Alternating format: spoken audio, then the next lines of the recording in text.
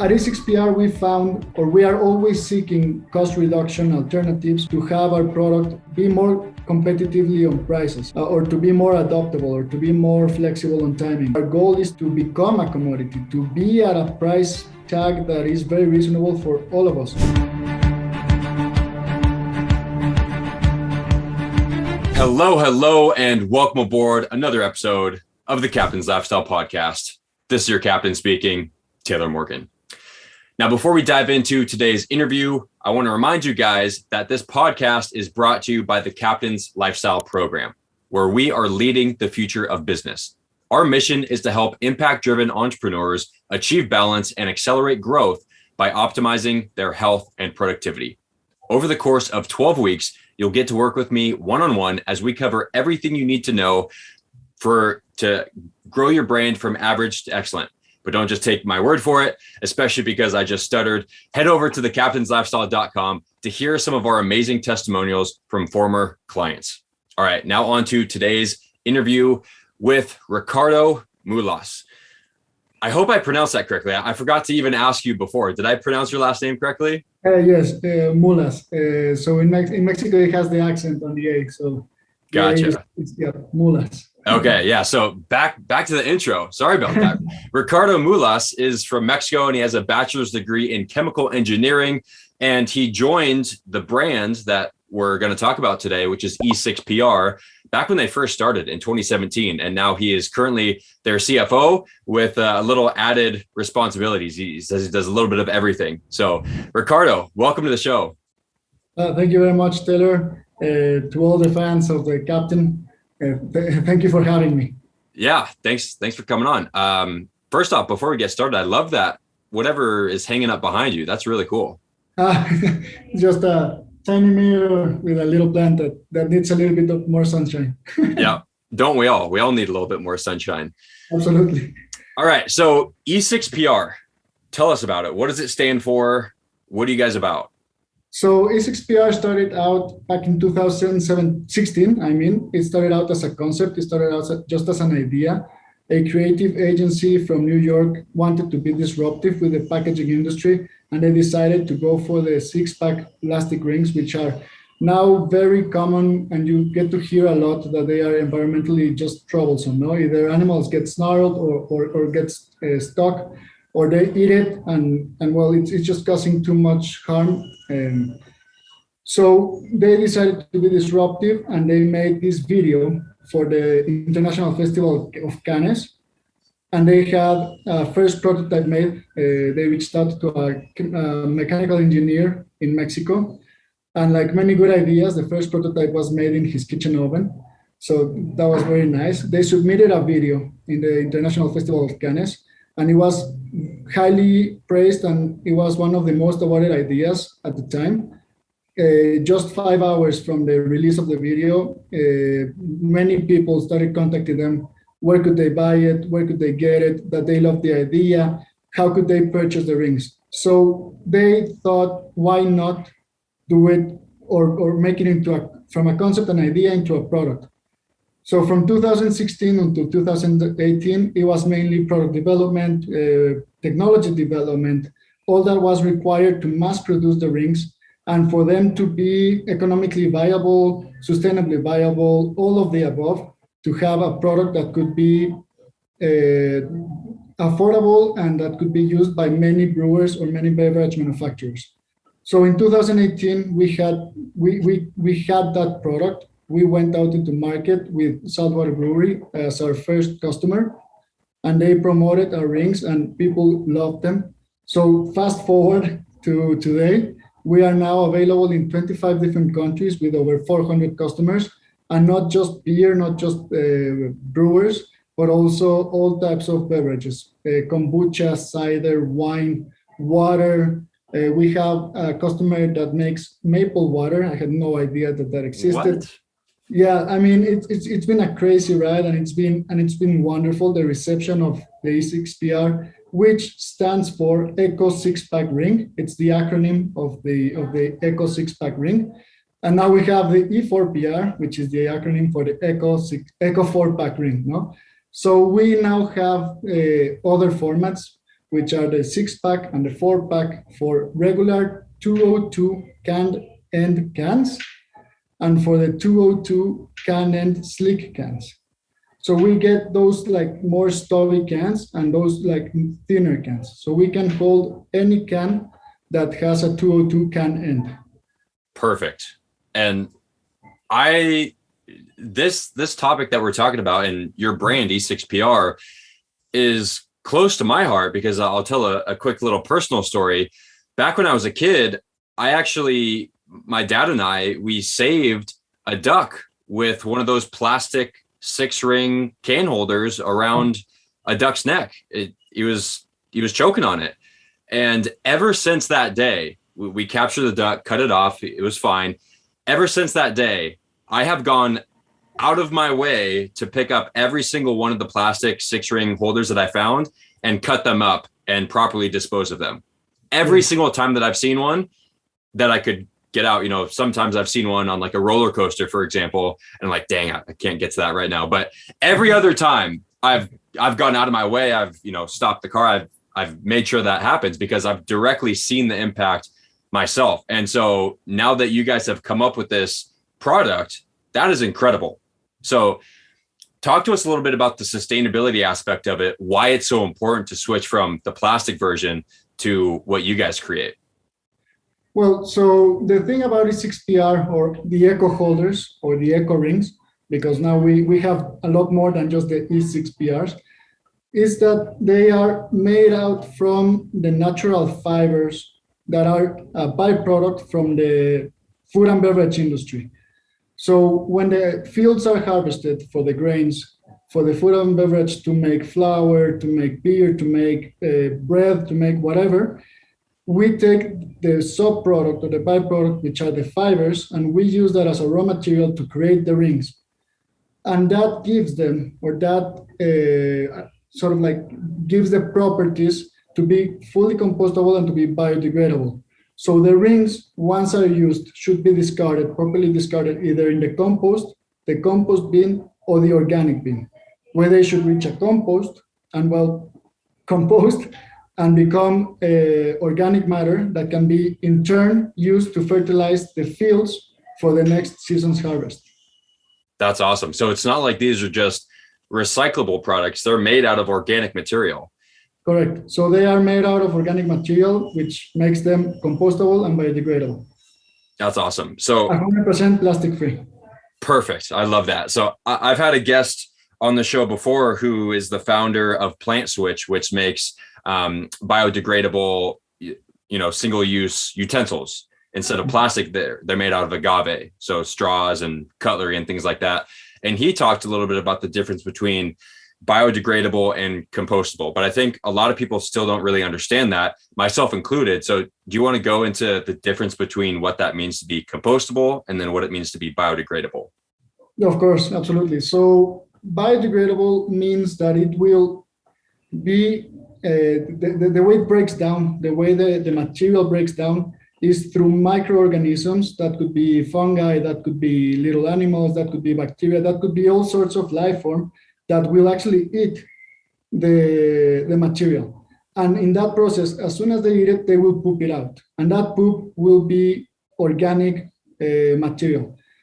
Compostable is a biodegradable product, but it will only biodegrade system, which is the compost system, where they have certain conditions, pH, humidity, acidity, any other that has to be regulated for a very good compost to come out of it.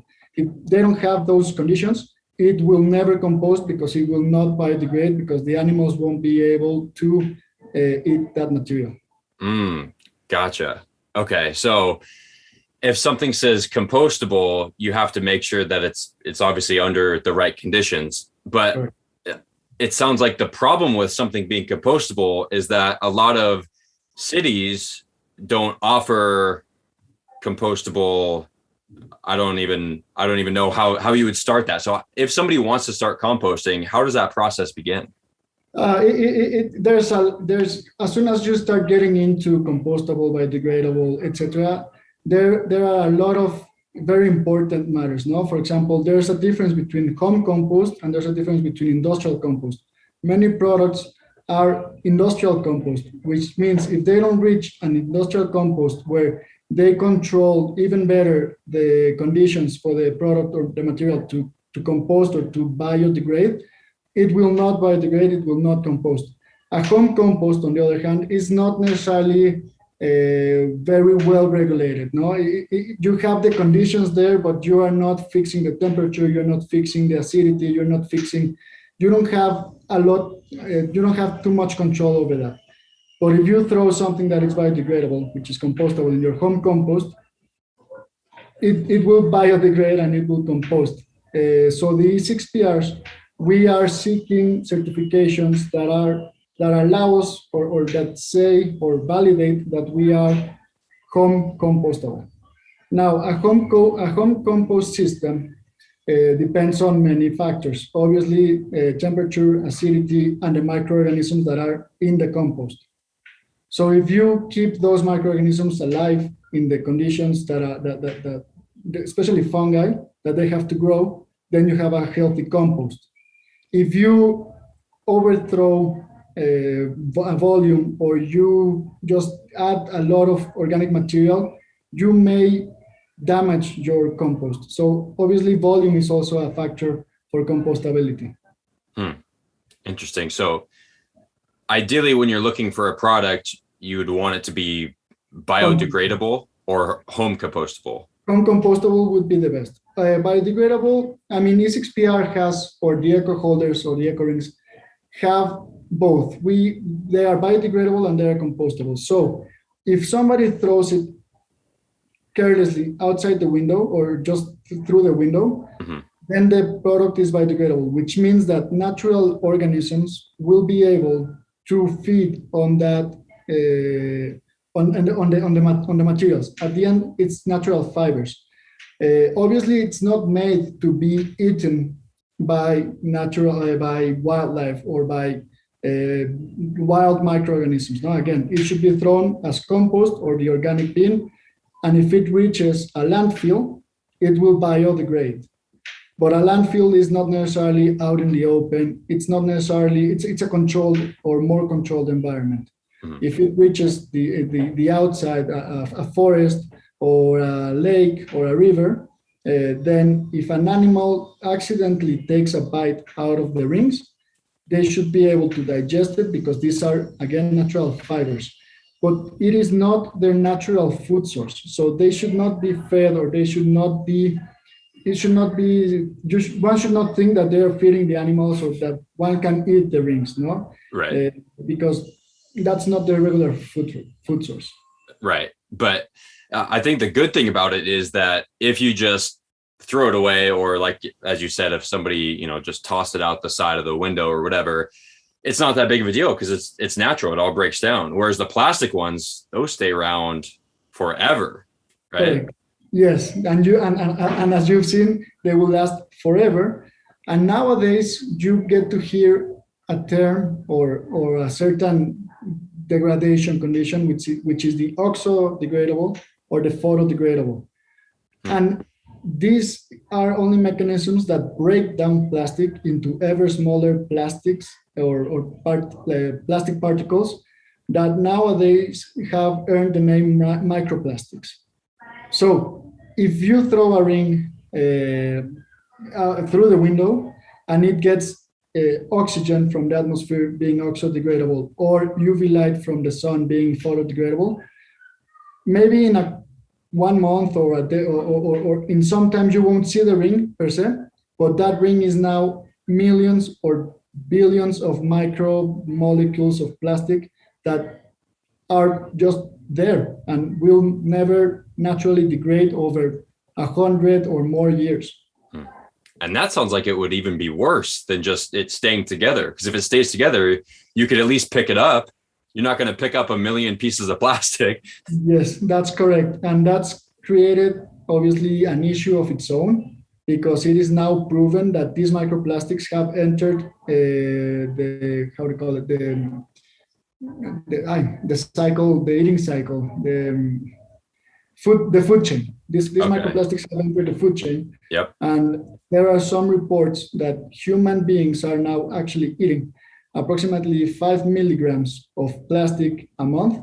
I'm not, these are facts that I got on some research, but I'm not 100% sure. It doesn't sound like a lot, but it's the equivalent to one credit card a month. And there are no research papers, or there is no understanding of the effect of those plastics will have in the health of the people. There actually are research on the effects of plastic.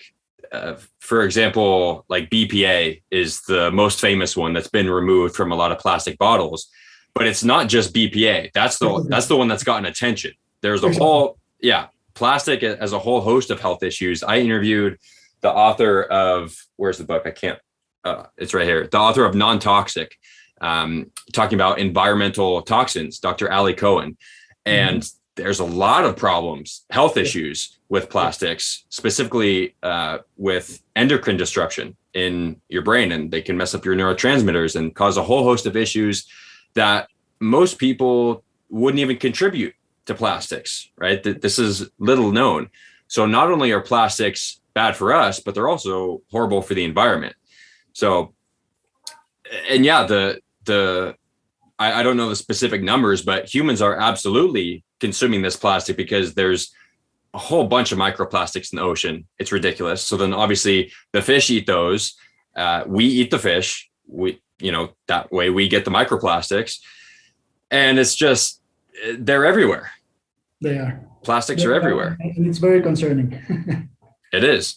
And not just plastics, but like styrofoam too is another big one. I do a lot of beach cleanups, and the number one thing that we find is probably cigarette butts, which is unfortunate. We also find a lot of just little styrofoam pieces. So those are floating around everywhere, microplastics as well.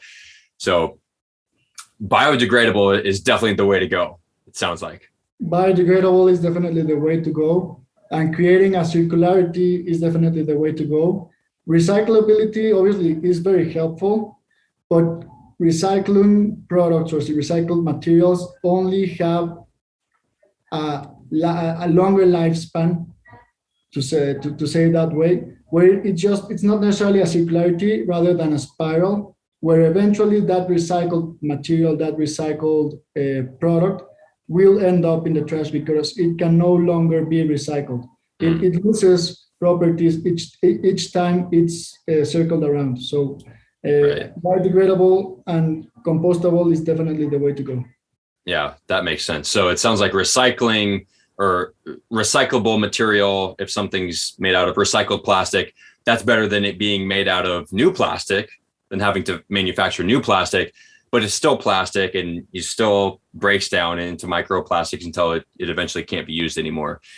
So yeah, that's a good point. I think the companies out there who are using recycled plastic, it is better than manufacturing new plastic, but still we need to, as just the world, everybody needs to start moving towards this more biodegradable and more sustainable future. Do you think that's the only way we're going to be able to truly live sustainably? No, I think the truly way to live sustainably is with the reuse thinking, where we have to consider the life cycle of a product or of a material, that life cycle is the same as the lifespan of the product. So we've fallen sort of like in this consumer attitude where you drink out of a bottled water or a plastic water bottle, and that lasted you for, let's say, maybe 1 day, less than 1 day. So the lifespan of the product is over because you drank the water, but the plastics, the material lifespan is over 100 or more years. So we have to start creating products or reusing products until that life cycle is finished for the material that it's being used on whatever lifespan of the product. So yeah, reusing is definitely a very good way to go as well. Yeah, I'm glad you brought that up, because I talk about overconsumption on almost all my podcasts, and unfortunately people aren't aware of the the impact the choices they're having make. You know, people think, oh, it's just a bottle of water. Well, no, it's not. Like, you're getting the water, but then where does that plastic bottle go? Even if you recycle it, it's just going to keep breaking down and keep breaking down. And the problem with recycling too is that a lot of cities don't have proper recycling techniques. So a lot of the things that you recycle don't actually get properly recycled. Correct. Actually, there's data that say that only 2% of the plastic that is even gathered to be recycled, only 2% of that plastic actually makes it into the recyclable cycle of a new product. Wow. And that's just of the plastic that's gathered to be recycled. Yeah, exactly. So obviously, I will share with you sort of like this cycle of recyclability, where it mentions, and they have calculated the percentages of plastic or of loss within the way. Obviously, not all of the plastic is collected, so that goes to the environment. From what's collected, not all plastic is recyclable, so that goes to the environment or to the burning furnaces to create energy. But not all. But maybe they lose many of that plastic because it is no longer recyclable, because it's fulfilled too many cycles. So at the end, you end up with just a 2% re-entering the virgin, the 98% virgin plastic to create a new product. Switching gears a little bit, what do you think is holding a lot of companies back from adopting this more sustainable mindset in business? There are many factors. No, there are many things going on, but one of those is definitely the price. So monetary wise, unfortunately, many solutions, not just the eco rings, many solutions, sustainable solutions, solutions that are better thought of the impact that the product is going to have. They are very new, they are very innovative. So that requires technology, that requires research and development, that requires a lot of time as well. So they are always at a higher price point than plastic. So we are not compatible with plastic, with the volumes that they generate, with the prices that they offer. So that's always sort of like the last stand of why a company doesn't change to a more sustainable practice or a more sustainable solution. Also, obviously, the doubt that it's something new. So maybe they don't necessarily believe in the product or in the solution. So there's many things that don't facilitate for a company to switch to a better solution. Yeah, and I say this all the time, that in order to become a successful business in the future, you're going to have to adopt these more sustainable practices. So even though it might cost you a little bit more right now, monetarily wise, to switch over to a more sustainable alternative, I think in the long run, that's going to pay off. As I'm sure you will agree, your biggest advantage is that you're mission driven. Like, you have a purpose behind what you're building. You don't necessarily care that the prices are more expensive because you're doing it for a purpose, right? Right. So that gives you an advantage. Correct. Obviously, we are a company, and we also have expenses, and we also have to take care of wages, and we have to take care of our raw materials, etc. So we do have to make some sort of earning to be able to produce our rings, to be able to be out in the market. At E6PR, we found, or we've reached, or we are always seeking cost reduction alternatives to have our product be more competitively on prices, or to be more adaptable, or to be more flexible on timing. So we're always searching. Since 2018 to today, our prices are very, very different, and it's something that our customers are truly appreciating, because we let them know. We understand that we are at a higher price point right now, but our goal is to become a commodity, to be at a price tag that is very reasonable for all of us. Maybe we are not there yet because we don't have the scalability. We don't have the. It's sort of like the chicken and egg concept, no? What was first, the chicken or the egg? So if more companies were to adopt our eco rings or our eco holders, then we will be able to improve our economies of scale. We will be able to produce more volume and benefit from the cost savings and all of that. Mm-hmm. Well, I actually just interviewed a cost reduction specialist on my podcast, so maybe I can hook you guys up and see if you guys can collaborate. That will be wonderful. That will be great. Awesome. Because he said that nobody pays for anything unless he reduces the cost, which I think is awesome. And to your point about more people adopting the eco rings, and not just your brand, but all sustainable brands. I've said this on almost every podcast. Consumers, at least the people who listen to my podcast, are more than willing to spend a few more dollars on an eco-friendly product that is driven by purpose and there's a mission behind what they're doing than the cheaper alternative. Like me personally, I would every single day of my life, even if it was my last dollar, I would spend it on a more sustainable alternative than support a company who doesn't care. They just only want profits. If only we all had that same mentality. and I think more people are starting to adopt it. And I think it's only a matter of time before that's the majority of people. Absolutely. And not just the consumers, or at least the consumers are pushing it in a way that governments are now starting to ban certain plastic products, certain solutions. At least the single use is something that, yes, it has to go. The single, or it has to be replaced with a more sustainable alternative. I mean, it's just unbelievable the amount of product solutions that you purchase or that you get when you purchase something, and immediately you just throw it away. You don't give it a second purpose. You don't give it a second life. You don't give it a second nothing. You just throw it in the trash. Yeah. I always say vote with your dollars and be conscious of those votes that you're giving to companies. Like Coca-Cola, for example. If you support Coca-Cola, I believe that they're the biggest contributor to plastic pollution. So it's just, people need to start becoming more aware to look further into the companies that they are supporting. It's not just the product you're buying. It's everything behind the product, the manufacturing, the life cycle of the product. All of that should be taken into consideration when you're making a choice. Okay. So that being said, who can buy your products?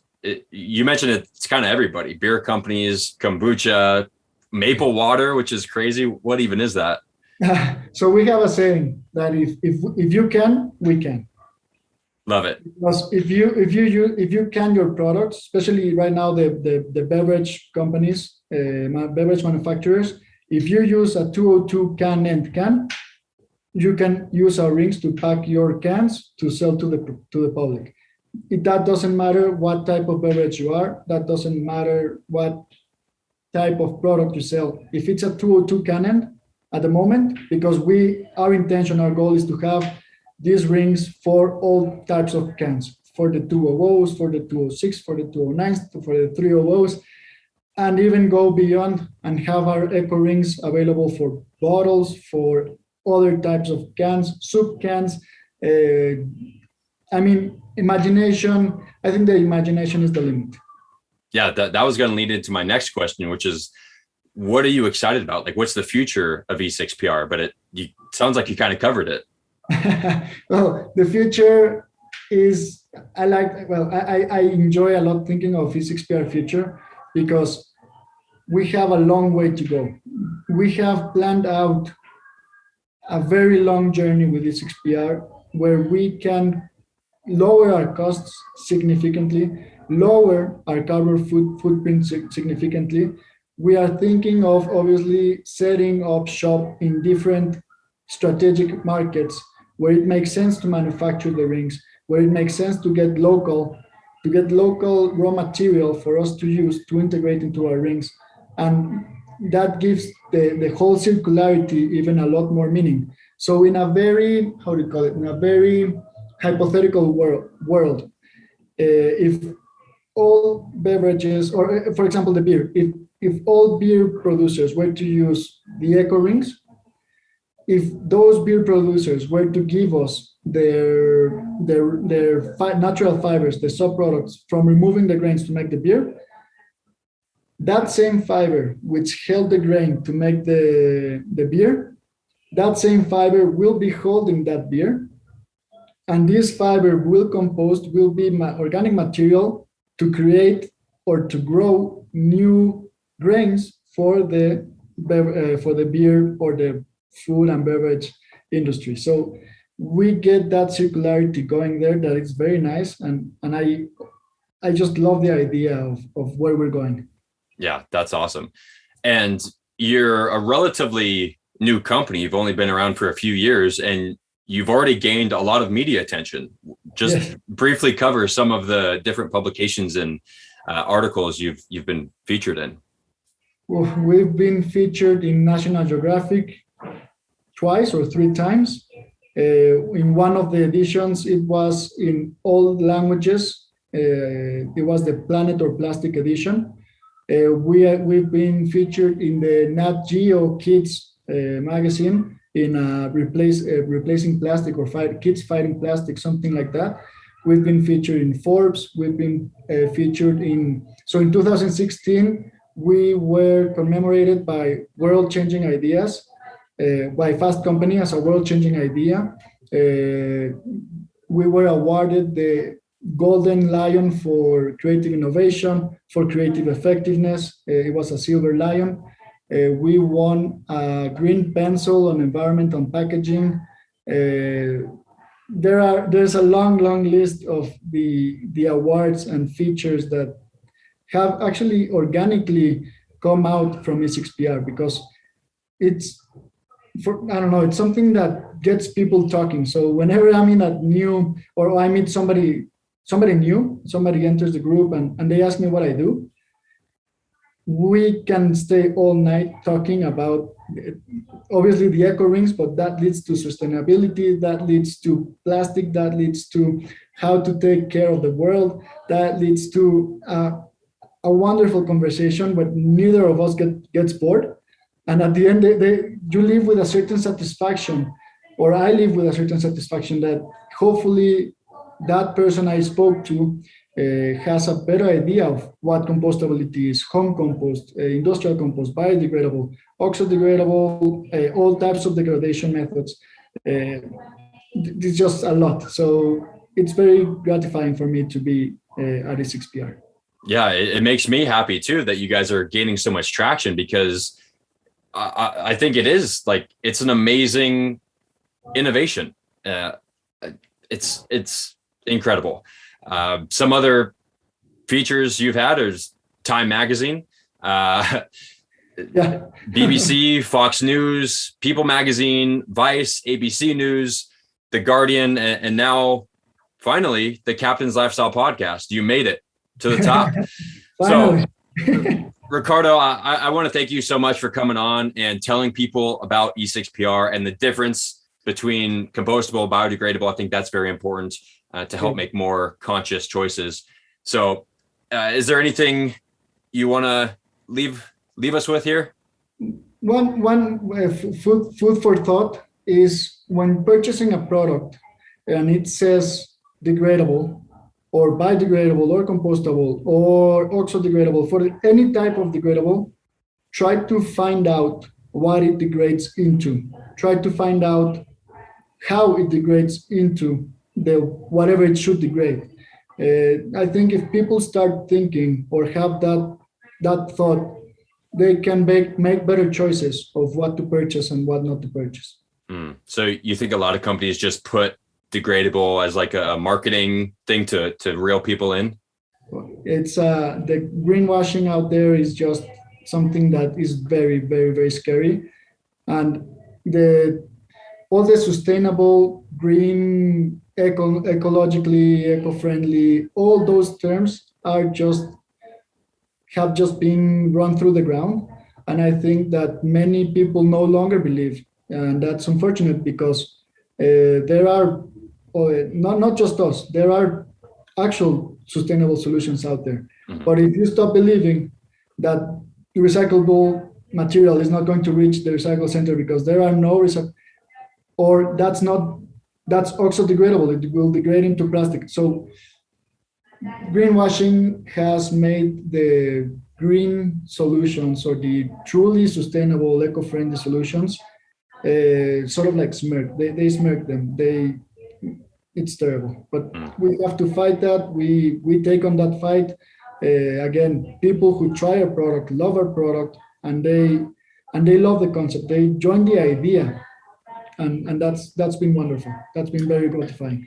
Yeah. And on a more positive note on greenwashing, I think that's just even further evidence to suggest that this is the future. Because if companies are using these type of catchy, popular words to get people in to buy their product, that shows that there's obviously profit in this. So the more that you can adopt this truly sustainable lifestyle, the better off you'll be as a business, the better off we'll all be as a planet and a community.